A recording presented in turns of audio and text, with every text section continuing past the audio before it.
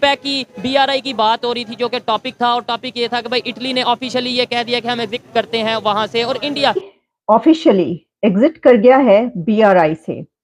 और इंडिया की अगर बात करें तो इंडिया ने भी इसी लेवल का, इसी मतलब इसी तरह का एक जो सा इसके मुकाबले में प्रोजेक्ट शुरू किया है, इंडिया मिडल ईस्ट कॉरिडोर, जो कि यूरोप तक जाएगा। ठीक, पाकिस्तान चाइना हाईवे कराकोरम पर बस हादसा भी क्या बीआरआई के लिए धचका है?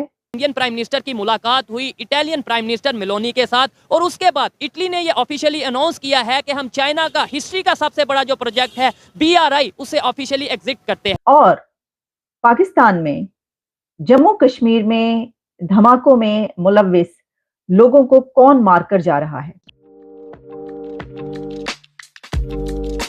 कि इटली ने ऑफिशियली ये अनाउंस किया है और चाइना को कंफर्म कर दिया है कि बीआरआई से वो अलग हो गए हैं। बीआरआई उन्होंने छोड़ दिया है और इस सिलसिले में उनका कहना यह है इटली की तरफ से कि उनको इसका कोई फायदा नहीं है, कोई बेनिफिट नहीं है, बल्कि वो ये समझते हैं कि उनको इसका नुकसान ही हुआ है।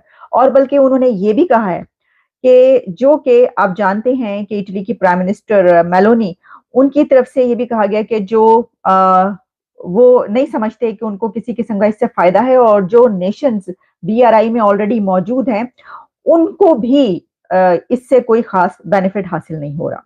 अच्छा, अब ये ज्यादा अहम बात इसलिए है कि ये मूव उस वक्त सामने आई है कि जब हमने अभी देखा कि इंडिया के प्राइम मिनिस्टर नरेंद्र मोदी और इटली की प्राइम मिनिस्टर मेलोनी के बीच एक सेल्फी का जो एक वाकया हुआ, और वो दूर दूर तक हमने उसकी बाज़गश्त सुनी कि हर तरफ ये चर्चा था कि जनाब वो जो सेल्फी उतारी गई है और मेलोनी ने जो उसको सोशल मीडिया पर फिर उसके बाद पोस्ट किया, तो उससे ये पता चलता है कि दोनों कंट्रीज के ताल्लुकात कितने अच्छे हैं कि जो इटली की पीएम है वो ये कह रही हैं कि मुझे एक दोस्त मिल गया।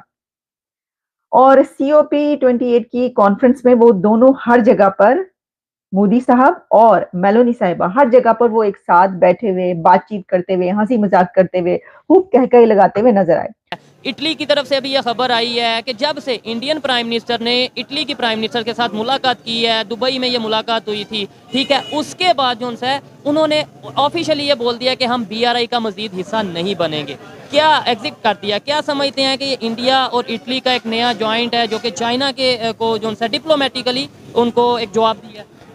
इसका जवाब कुछ इस तरह से है कि आपको याद होगा यूरोप ने एक कैप्सूल चलाई थी, इंट्रा कनेक्ट किया था यूरोप पूरे को, ठीक है।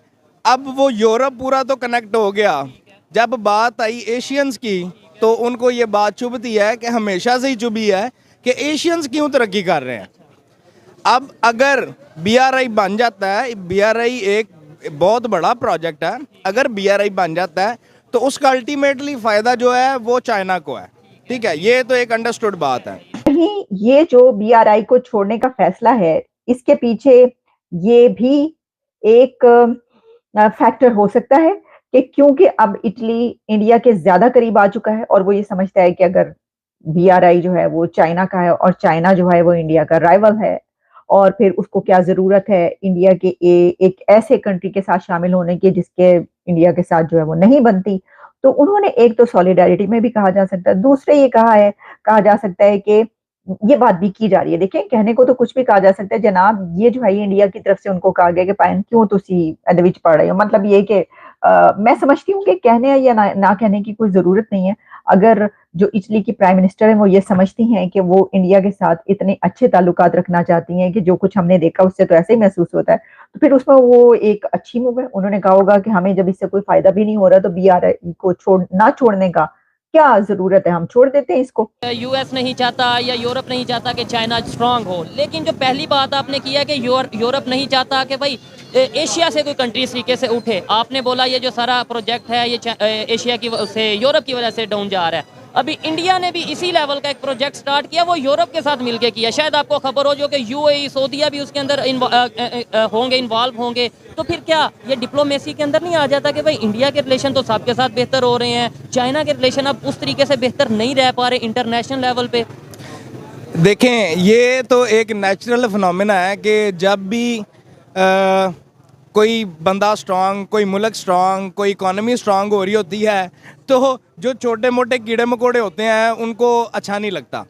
तो मैं चाइना के सामने इंडिया को एक कीड़े मकोड़े की हैसियत से ही जानता हूँ, क्योंकि चाइना जो मार्केट में इन है इस वक्त, मैंने पहले भी आपसे अर्ज़ की कि इस वक्त जो वर्ल्ड वाइड अगर आप किसी भी घर के अंदर देख लें, तो अगर 100 में से आप उन्हें कंसीडर करें तो मोर देन 80% चीज़ों के ऊपर मेड इन चाइना लिखा होता है। ये आप पाकिस्तान की बात करें। अब मैं आपने बोला कीड़ा मकोड़ा नहीं समझता इंडिया को। जीडीपी किसी भी कंट्री की जो है वो उस कंट्री की डेवलपमेंट को शो करती है। Exactly. इस दफ़ा इस साल की 2023 की आप जीडीपी उठा के देख लें, इंडिया की जो जीडीपी ग्रोथ है पूरी दुनिया में सबसे ज़्यादा है, चाइना से भी कई गुना ज़्यादा है, मतलब कई गुना। उनकी 5% है ऑलमोस्ट और इनकी 7.6% है। इसका मतलब है इंडिया ज़्यादा स्पीड से ग्रो कर रहा है। फिर आईफोन की अगर बात करते हैं, मैन्युफैक्चरिंग चाइना से उठ के वहाँ पे जा रही है। एप्पल की अगर बात करें, और बड़ी बड़ी मल्टीनेशनल कंपनीज वहाँ चाइना से उठ के इंडिया जा रही हैं। क्या आपको नहीं लगता कि भाई ये कीड़ा मकोड़ा हमें भी है, मतलब ये है कि स्कूल लेवल कॉलेज लेवल पे ये समझते हैं कि जो चाइना है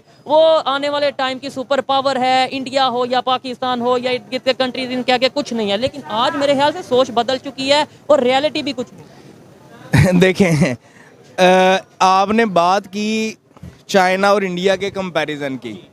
चाइना और इंडिया का कंपैरिजन आप कर नहीं सकते। देखें, आपने बात की एप्पल की कि एप्पल उठ के वहाँ पे आ गया, इंडिया के अंदर आ गया। की भी बात की, हाँ, वो भी मैं देखें इसको सेपरेट